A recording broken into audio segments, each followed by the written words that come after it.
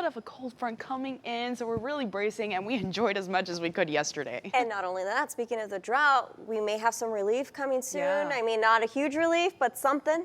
It has been busy this morning. Just, okay, where do I start? Fog. We have a little bit of rain today, which is great because of the drought. We have that cold front, which is going to make things windy. It's going to drop our temperatures. How do we even frame this forecast to make sure you know everything that you need to? Well, we're going to start with talking about that cold front first, because that is the catalyst of it all. That's what's going to instigate the gustiness. It's going to bring the rain, and it's going to drop our temperatures for this next week. So it does mean business as it pushes through today. I have the timing of it starting 9, maybe 10 o'clock in our northern zones. Then that contributes to a critical fire danger on Monday. We have low relative humidity. Obviously, we have the drought. We've been talking about it for weeks now, but high winds also mean that you should stay away from anything that could potentially spark a fire. That even means parking your car on some dry grass. So even though we see some rain today, it's not going to be enough to really make a dent in the drought or really wet the grass enough to make a difference. And so that fire danger is very important.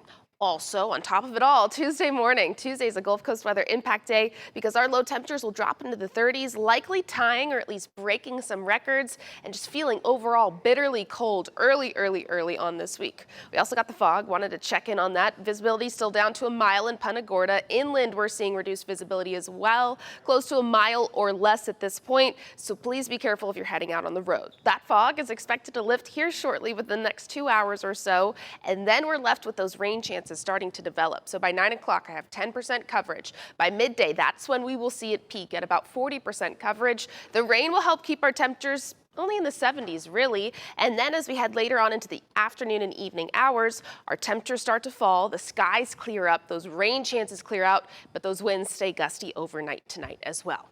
Futurecast shows the rain chance that we have for today. This is by about 8:30, so we have a little bit of coverage trying to creep into our northwestern zones, but it does take a little bit longer for us to fully see that coverage expand. This is by 9:30 this morning. Look at that little pocket of rain anchored around Punta Gorda, starting to stretch into Lee County. So 9:30, we continue onward to 10:30. That axis is associated with the cold front that's bringing all of this, bringing the change, bringing a little bit of rain. But remember, coverage only peaks at about 40% because it's so broken apart and it's light rain. That's why it's not going to be the drought busting rain that we need either. And it even spreads apart more as we head later into the afternoon and evening hours. This is 1 o'clock. We continue onward to 2 o'clock. Coverage tries to beef up down towards coastal Collier County, but then it all clears up at that point and we dry out and we cool off as we head overnight tonight.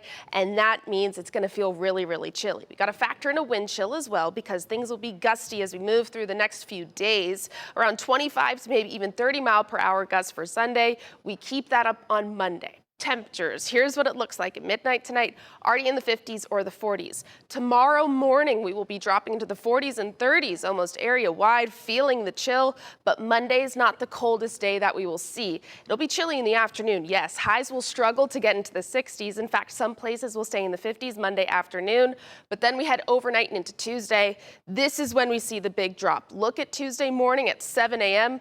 We got places at freezing, we got places in the 30s. Wind chills will be in the 20s on Tuesday morning, which is why we have it as a Gulf Coast weather impact day. It is a very front-heavy 7-day forecast with the cold front today, bringing the rain, dropping the temperatures for the beginning of this next week, and making it feel bitterly cold, especially on Tuesday morning. But there's hope. We see recovery as we move towards the end of the 7-day forecast. That means 80s will be back in the forecast very soon, and also maybe a little bit more rain by the time we get to the end of this week and the beginning of this next weekend.